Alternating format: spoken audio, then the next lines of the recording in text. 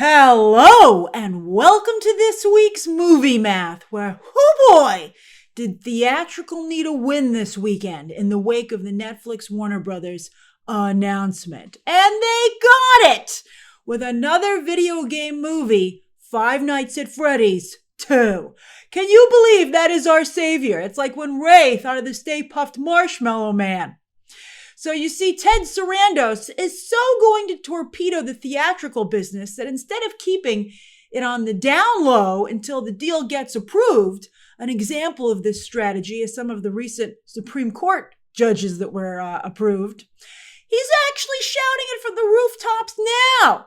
I think the strategy here is that ideally everyone will start their 5 stages of grief and then hit acceptance.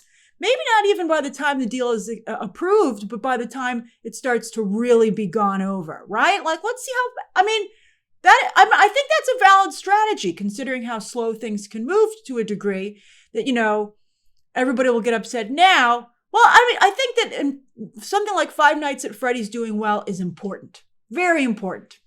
Because one argument Sarandos has made is that the weak box office this year, and it's been weak, is a sign that audiences no longer want to see movies in theaters. Although, interestingly, the strongest studio at the box office overall this year, Warner Brothers. It's one of the reasons in particular that so many in the business are freaking out, because Warner Brothers has been keeping movie theaters in business this year, and Netflix is now threatening to take them offline.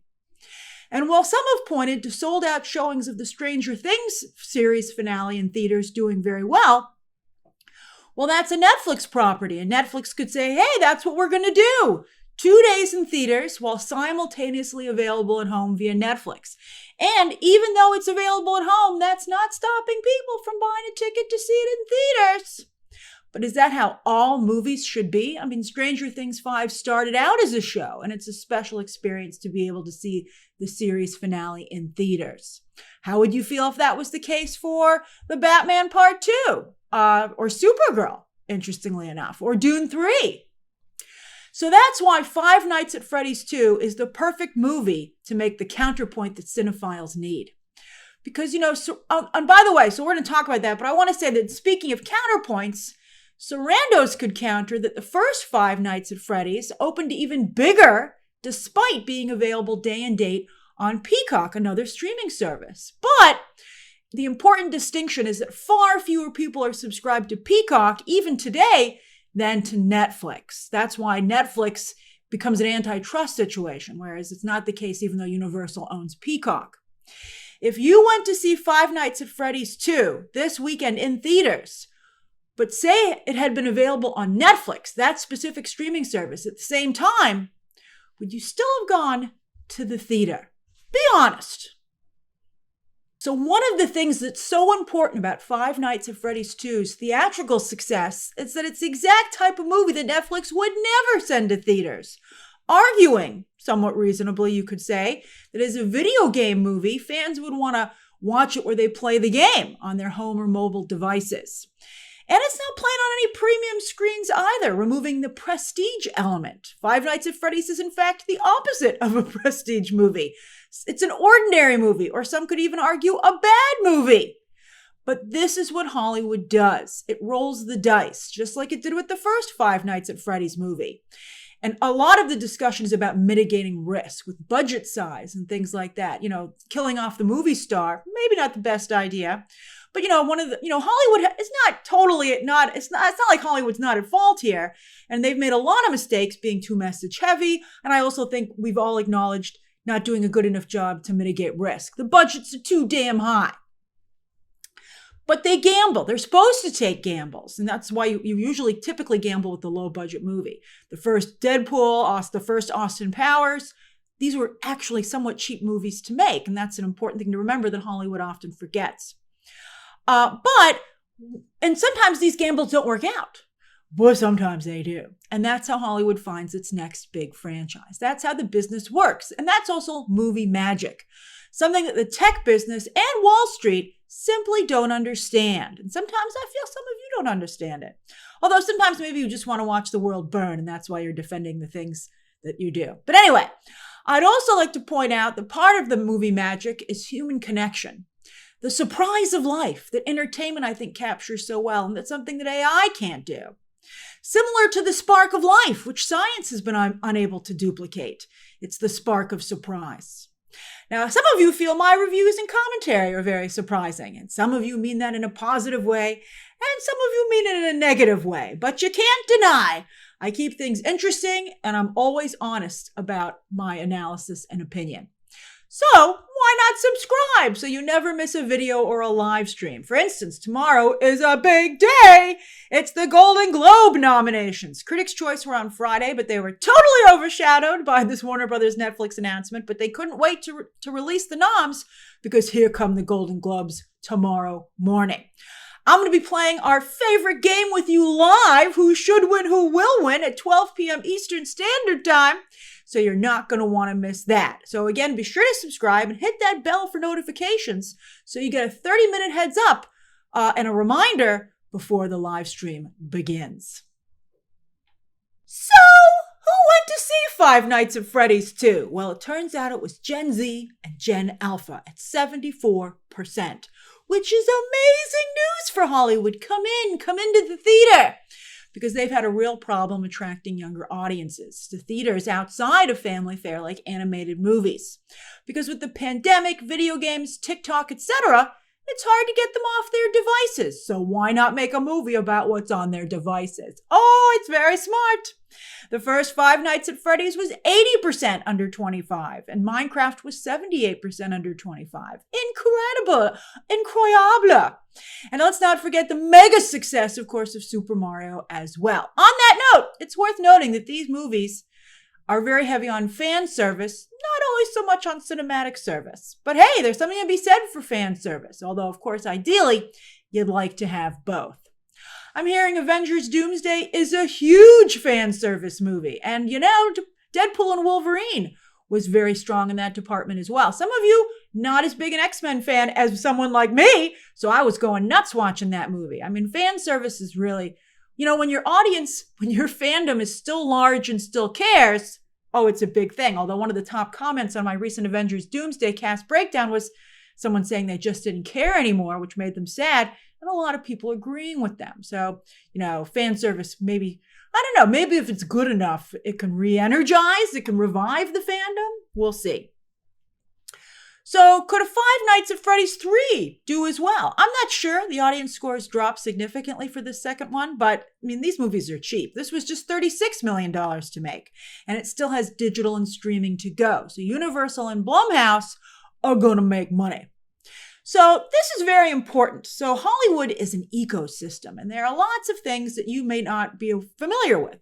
So I want to add something to our conversation. So we've always known that theatrical, of course, is important because it really drives digital and streaming. That ad campaign for theaters, while it might not have got you to the theater, it's, you know, given you awareness. And, you know, I think that a movie that played in theaters has a little more cachet. You think maybe it's going to be a little better if the studio felt it was good enough to put in the theater, right? Invest a little more money in the ad campaign. And an industry friend of mine over the weekend, I was talking about this Netflix Warner Brothers deal, pointed out that for a while now, the holy grail for a movie or a show is for it to eventually be picked up by Netflix. Once it's run its course on its original platform, being theatrical or the original streaming service that it airs on or network, then it goes to the in-house, then it's on digital. Then it goes to the in-house streaming service, right? Like Peacock or Disney Plus or HBO Max while it was still independent. And then down the line, Netflix picks it up and blows it up sometimes. Like think about Suits, right? Think how long Suits was around before it finally came to Netflix and made a lot of money. And there's participation. And so everybody who worked on the project in front of and behind the camera gets a part of this new windfall. And some of you, I was arguing about this with comic book people not getting paid for their creations. That was something else we were talking about today on Twitter. And someone said, why should Hollywood talent get paid down the line? Why shouldn't they just get a lump sum up front? Well, it's because what they've created for their studio continues to generate profit. And also, there's no guarantee you'll ever work again in this town. So I think it would really frost your cookies to know that a studio was continuing to make millions of dollars off of your work And yet you are not continuing to get a participation in that, even though they wouldn't be able to make that money without you. There's always, of course, if you're an employee, but these are not employee positions. You're not getting any benefits. You have no guarantee of employment. It's, at the time. So this is how Hollywood works. This is why a lot of people are still able and want to work in Hollywood because of residuals. Even though they might not work for years, they can still live. Even sometimes on a very little bit amount of money, but at least they can live.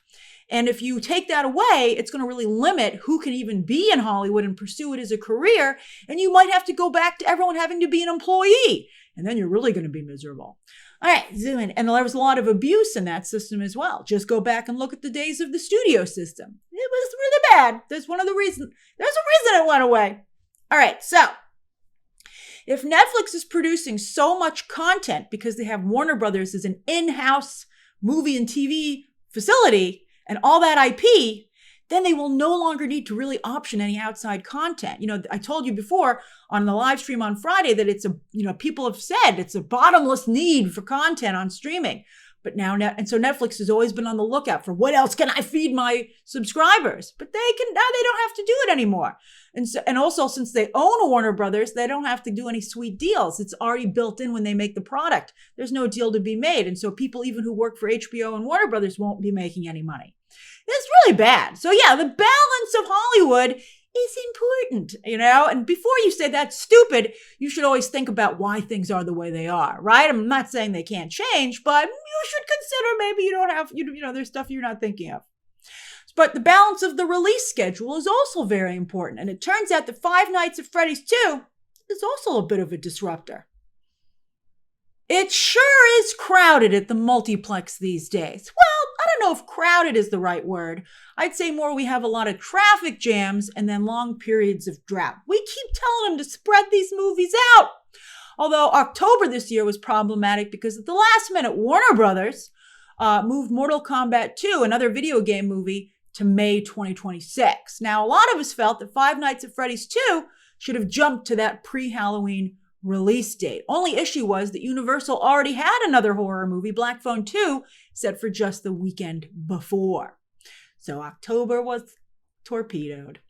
But anyway, they put Five Nights at Freddy's out here instead, in a weekend that Hollywood has historically left blank, so that again, for the post-Thanksgiving weekend, audiences eat leftovers because there's only a little bit of time before the Christmas releases hit. And so they want to make the money that they can.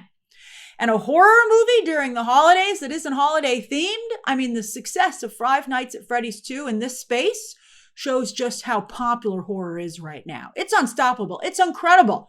What a hot genre. So yeah, Five Nights at Freddy's 2 did great, but it definitely took a bite out of Zootopia 2's second weekend box office and Wicked for Good's third weekend box office, also from Universal. We're going to talk about Zootopia 2 in a moment. But first, let's talk about Wicked for Good, which is particularly disturbing as this sequel succumbed to gravity as it fell 73% in just its third weekend. That's shocking. For comparison, the first film fell only 55% in its third weekend, and Wicked for Good is now lagging about 30 million behind the first film domestically, and is expected now to finish with a 5 in front of it. That would mean the movie could come in about 200 million below where the first one did worldwide. On top of that, Cynthia Erivo got snubbed for the Critics' Choice Best Actress Awards. I voted to nominate her. She wasn't going to win, but to not even get a nomination, that's a really bad sign. Her new song wasn't nominated either, although Ariana Grande's performance and new song were both nominated. Why do you think Wicked for Good isn't performing nearly as well as the first film? We were hoping it would some of you early days thought it might join the $1 billion club. Then we were hoping, talk about the 5 stages of grief. Then we were hoping it would just match the first film. And now it looks like it's going to come in around 200 million under. And what does this mean for Universal's hopes of potentially keeping the Wicked franchise going? As for Zootopia 2, while it might be pacing behind Moana 2 domestically, worldwide, oh my gosh, does Asia love this movie. My goodness, the movie continues to do extremely well in China and just hit Japan, where it is a massive hit. So in just 12 days, Zootopia 2 is at, are you ready for this? $915 million. It's knocking at the door of $1 billion again in just 12 days. And it's on track to be the only animated movie on the fastest to $1 billion chart. And at this rate, might even come close or reach $2 billion. The highest animated film overall to date is Inside Out 2 at $1.69 billion, with a 38% domestic, 62% overseas split. Now, here's where it gets really interesting. As Zootopia 2 has a 24% domestic, 76% overseas split. That is unheard of for most Hollywood movies. I'm talking a domestic box office percentage in the 20s. That's Jimmy C's biggest movies, the Fast and Furious franchise, Aquaman, interestingly enough, but it's very rare. And it has never happened for Disney Animation, although Frozen comes close. Those movies are in the 30th percentile domestically, and Minions is also close to this. Get ready for an explosion of Zootopia. It's about to get the Frozen treatment. I'm talking in terms of experiences, merch, and more. And again, as I said last week, Jason Bateman and Jennifer Goodwin are poised to sign, hopefully, a massive deal a la their Frozen peers for more Zootopia movies. Again, how would you feel if you voiced these characters? I mean, you can't deny that they're so important as the voices of Judy Hopps and Nick Wilde. And look how much money Disney is making. You don't think they deserve to participate in that? I also, by the way, I do know that a number of people in the animation department do get bonuses based on how well these movies perform. And I believe Disney Animation recently unionized, so hopefully everyone will be getting a little taste of this sweet, sweet success, as they should. Also, even more kudos to Jared Bush, who co-directed and wrote this sequel, but of course is just recently made the head of Disney Animation. He had the brilliant idea of getting Hideo Kojima, a huge pop culture nerd, but of course also one of the biggest names in the video game space. You see how it's all coming together? To do a brief cameo for the Japanese dub. He voices the same character that Josh Gad does in the original voice work. Some might say it's a stunt, and it is, but it's a brilliant one. But it's also an example of how Hollywood would be wise to keep their finger on the pulse of online engagement. Kojima has a huge online presence. Instead of, a lot of people in Hollywood, I think, ignore fans or fight with fans. And that's, I think, futile, right? I mean, James Gunn is online a lot as well. Why isn't this working as well for him? What's the problem there? He might be right, in fact. We always say, James Gunn, you're online too much. But maybe it's the interaction. Maybe it's the contradicting himself. I think it would benefit him, and making promises that he can't keep. But I think that maybe we should evaluate how we feel about his online presence. He might be right to some degree how he's handling himself. What do you think he should be doing? What do you think his mistake is? And what do you think he's getting right? By the way, Jared Bush is also extremely active on social media, and you might want to check out his social media accounts as well. As for the rest of the top 10, get this. While Japan watches our movie, we're watching theirs, as we have yet another surprise hit Japanese animated movie in the North American box office. Now, when it comes to these movies, I keep saying that this gets me excited about the future for animation for adults in the West, in the theatrical space. And also, of course, the Avatar Aang movie. And I've seen a couple of you go, that's not what it is, Grace. Some of you insist that these Japanese animated movies are successful because they have old school, non-woke values and are made to hyper appeal to male viewers. That's interesting, but let me counter you. So while there's no demographic information for this release, Demon Slayer, which opened 7 times as big with $70 million, that was 57% male only in its audience, which means 43% of that audience was female. What do you know? So as I said earlier this week in my Avengers Doomsday coverage, you can't have really big box office without a diverse audience. Some of you have been arguing, quite frustratingly, that the simple inclusion of women and LGBT characters is a problem. But I think the obvious issue is message-first content instead of entertainment-first content. And unfortunately, a lot of times the leads in that content is women and LGBTQ and diverse characters, because the people who make that content mean well, but they should just quit while they're ahead with having diverse leads. But instead they go, well, let's stick a strong message in it too. And then it doesn't, the project doesn't do well, and it actually ends up hurting the group they were trying to help. I think audiences prefer when there are messages, timeless messages. James Cameron is great at that, rather than ones ripped from the headlines that feel too political and accusatory. Again, the name of the game on big budget movies that need big returns is casting as big a net as possible. Also, it's so antiquated to think that, it's been a smaller audience for sure, but I think you can see women making big gains in these spaces in terms of, and the LGBTQ community in terms of being fans. Why do you think anime is suddenly so on the rise in North America? And by the way, I want to say that I have said that, male viewers are extremely important. And so this content must also appeal to them, or else it also won't do well. Again, as I just said, casting the widest net possible is crucial. So why do you think anime is suddenly so on the rise in the North American theatrical space? I would add, as I have before, that I think that's in large part due to Netflix, which has really expanded that audience by carrying so much overseas animation on their service.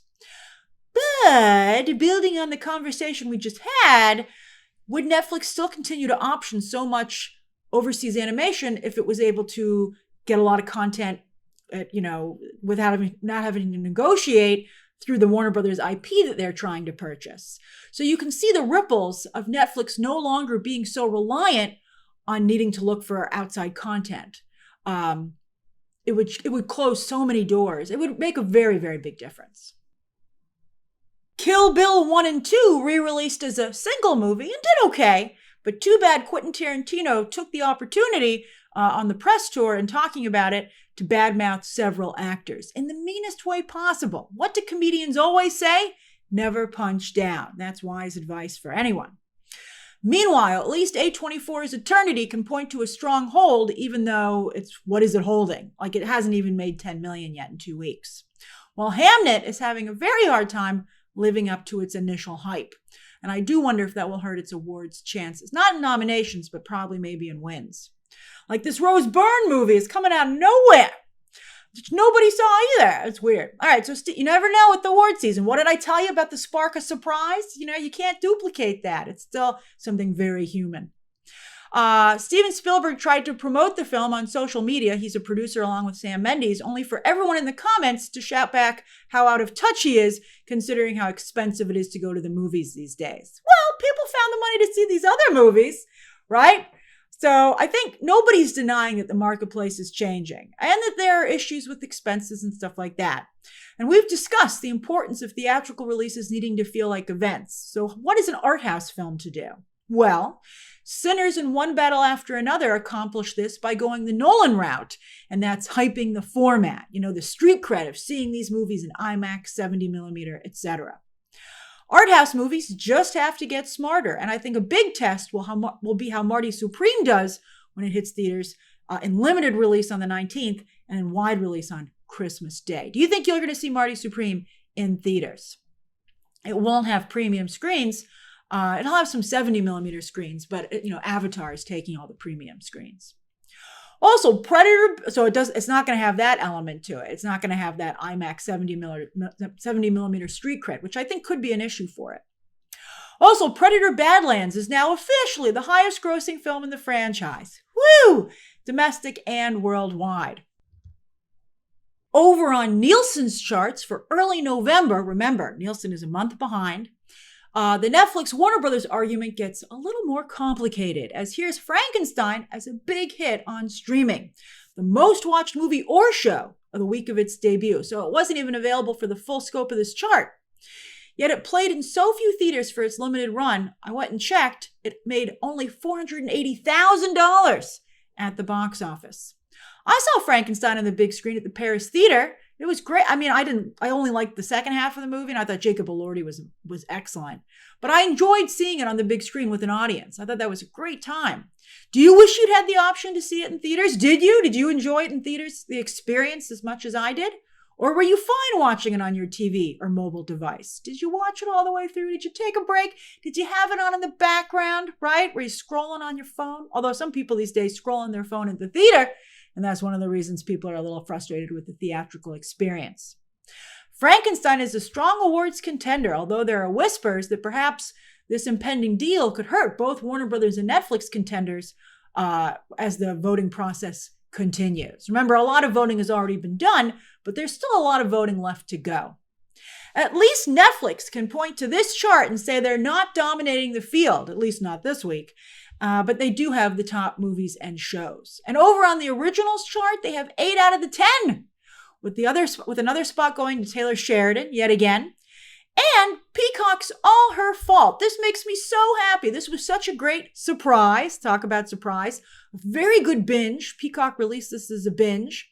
And I think that's one of the reasons it was able to chart. And I'm thrilled. I was thrilled to see it get some Critics' Choice nominations. We'll see if maybe it gets some other recognition. I'd love to see it be able to compete, as it's a really, really strong show. It's not only entertaining and a good mystery, but again, I think it has a lot of really interesting things to say about working women and just relationships in general. But it's very good. It's based on a novel by Andrea Mara, who's written a few books, so expect to see those adapted. And it looks like Hollywood might have discovered yet another hot writer on the heels of Colleen Hoover and Harlan Coben. And of course, back in the day, it was James Patterson, Stephen King. Hollywood has always had a very close relationship with the literary world. Not to mention, Frankenstein was a book written by Mary Shelley. I saw some ridiculous people trying to argue that maybe her husband wrote it. With movies, Fantastic Four hit Disney Plus this week and did well enough to just make the overall chart and come in third on the movies chart. Then on Netflix's charts for just last week, here we go. The first Stranger Things Season 5 numbers. Of course, we're going to want to see how it does on Nielsen, but here on Netflix's own charts, Part 1 debuted globally with 59.6 million views, about 10 million more than the debut of Wednesday Season 2, Part 1, back in August. What's more, all 4 previous seasons of Stranger Things are also here in the top 10. That puts Stranger Things 5, Part 1 already halfway to being able to make it onto the all-time chart.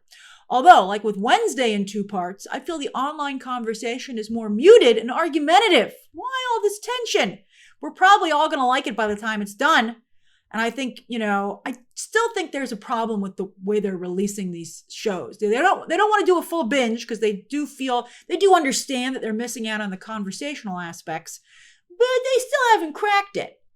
What happened last time? Well, that was 3 years ago, so I jogged my memory, and it turns out that Stranger Things 4 was also released in 2 parts. But Part 1, Stranger Things 5 is 3 parts. So Part 1 of Stranger Things 4 was 7 episodes. That's a very good drop.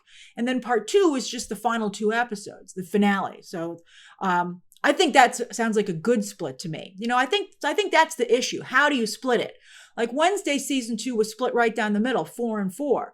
I think you shouldn't do that. I think you should do the bulk of the show and then the finale a little bit later. Give people time to do the binge, and then everybody can catch up to each other. That's how you can frame it. We're going to let everybody catch up as they watch on their own schedule, and then you can all see the finale together. I think that's a lot more palatable.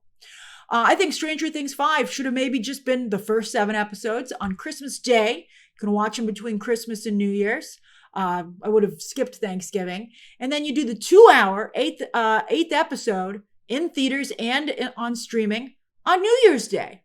I think that would have been a lot better.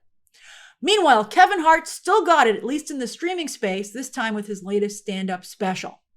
With movies, Netflix's latest holiday guilty pleasure is number 1, Jingle Ball Heist, while K-pop Demon Hunters moved back into the top 3 and is still doing over 10 million views a week, 24 weeks in. And there's Frankenstein. Here, 4 weeks into its run. We just looked at it at the beginning of its run over on Nielsen. And here it is 4 weeks into its run on Netflix. It's still holding steady in the top 5. But with such a small theatrical footprint, under $1 million total, that's a guess. That's an industry guess, but should Frankenstein really qualify for the Oscars, right? The rule up until now has been, the current rule is that you have to be on 1 screen or 2 screens, I think, for just 1 week. That's all you have to do. But that was created to help very small independent art house films still be able to qualify. But it's a loophole that's been exploited by large streaming services. Other streaming services like Amazon really work hard to build up the theatrical release, but Netflix has used this loophole to its advantage. And to be fair, Apple with Coda, that movie, they're the one that actually won Best Picture, right? Although F1 had a full theatrical release and did extremely well. Do you think the Academy should change this qualifying rule, especially now as Netflix is now on the verge of becoming even more powerful? Sorry, K-pop demon hunters, but how many screens and how long do you think a movie should play in theaters, exclusively in theaters? And should it be an exclusivity? Right now, it doesn't have to be an exclusivity to qualify for the Oscars. As for digital, with Apple's charts, over the weekend I updated the operating system on my iPhone, and I really hate this new look for Apple TV. I mean, ew, it looks so bad, but I was a roller coaster of emotion as I was thrilled to see Tron Ares in the #1 spot. I think that film, people were unduly harsh on it. I mean, it's far from perfect, but I think it's a really visually stunning film I think it's fun. It's fun. I wouldn't give it any awards, but I really enjoyed it. Did you finally give Tron Ares a whirl on digital? Better than you expected, perhaps? Some of you are probably like, I'm waiting them out, Grace. I'm waiting for Disney Plus. And that's the fear of the Warner Brothers Netflix merger. All right. So, although, of course, it's a situation that's happening right now with the Disney Plus situation. All right. Anyway. And speaking of Warner Brothers, look, the Warner Brothers movie bundle, 25 movie bundle is in second place. Is that because it's a really good deal? Because people are feeling sad about Warner Brothers being sold? Maybe it's a little bit of both. One battle after another, Roofman and F1 are all still doing very well in the top 10, while Mission Impossible Final Reckoning, thanks to all these deals, finally fell out. And audiences are watching the first Five Nights at Freddy's as the second one hits theaters. Again, the Hollywood ecosystem. People are paying for that original movie a la carte. It's not just part of a one lump subscription price. So that's more money that again gets divvied up between everybody who has profit, or not just profit participation, but residuals. The unions say that you get residuals on every movie if you're a union worker. So everybody's getting paid for that. They're getting money off that Five Nights at Freddy's. Some of those people maybe not working right now. That's the way Hollywood works. And that's why they can stay in the industry even though they're not working and hopefully get another project because of residuals. Residuals are, you would not, well, I feel very strongly about this. That's why unions fight for them. So, two killers, Jason Bourne and John Wick, have their collections on sale, while Begonia continues to have found its audience to date on digital. Ted Sarandos is like, meh. And this week, Elf is the holiday movie in the top 10 as the season is still in its early days. Now, we're still one weekend to go before Avatar, Fire and Ash and the Christmas movie Crush. There are a couple of movies coming out on December 19th, which means there's not a lot of time left to make money, especially for a new movie. So that's why only Disney's Ella McKay from James L. Brooks will be debuting. Everybody else is, a holdover trying to make that cash before they lose their screens. James L. Brooks, by the way, a Hollywood legend. He doesn't work as much anymore because he doesn't have to. He's one of the original producers on The Simpsons. Now, some of you might be like, well, he's made tens and probably hundreds of millions of dollars at this point in residuals. Now, some of you might say that's not fair, particularly if you look at Jennifer Tilly, who makes all that money off of her divorce settlement with her husband, who was one of the original, or ex-husband, deceased, very sadly deceased ex-husband, who was also the founding creatives on The Simpsons. But the point is, do you know how much money that Fox and now Disney are making off of The Simpsons? That they're paying off that much in residuals, and that's not even, the lion's share still goes to the studio. So that's how much money The Simpsons generates. So something to think about. All right, so yeah, if there's any movie currently playing in theaters that you want to see in theaters, you better go now, because again, all the screens are going to change over on December 19th. On digital, Christie drops on Tuesday. Sydney Sweeney has been campaigning very hard for this film. No Critics' Choice nomination, but we'll see if she can manage to get a Golden Globes nomination tomorrow. Then with streaming movies, Prime Video has rom-com Merv on Wednesday. That's Zooey Deschanel and Daredevil. Thank you very much. Well, I'm sure a lot of you are just looking at that adorable dog, though. While Wake Up Dead Man, which made about $4 million over the Thanksgiving holiday weekend in theaters, fascinating compared to Frankenstein's gross, that will debut on Netflix this Friday. I thought this was a very enjoyable movie. I actually saw it in theaters twice already at the Paris Theater, and then I tried out this new premium experience for the holiday with my family. But I reviewed it. I hope you'll check out my review, and I think it's worth watching. Then with shows, Percy Jackson returns to Disney Plus on Tuesday with its newest season, while Netflix drops more animated Tomb Raider on Thursday, as well as a new Rowan Atkinson comedy, Man vs. Baby, which is a sequel kind of to Man vs. Bee. I watched Man vs. Bee. It was not bad, but I don't know if I'd watch another one. I missed the earlier day. I mean, he does a lot of mime humor, and he's very good at it. But, back in the day with Blackadder, Rowan Atkinson did a lot of verbal comedy. And I think people don't realize how talented he is in that area as well. Blackadder is so funny. Hugh Laurie, that's one of his earlier projects as well.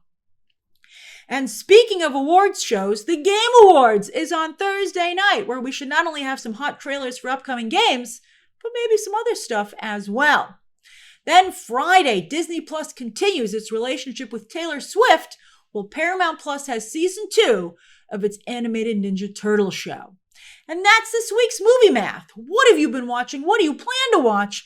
And who are you hoping to see get nominated at the Golden Globes tomorrow? Or maybe snubbed?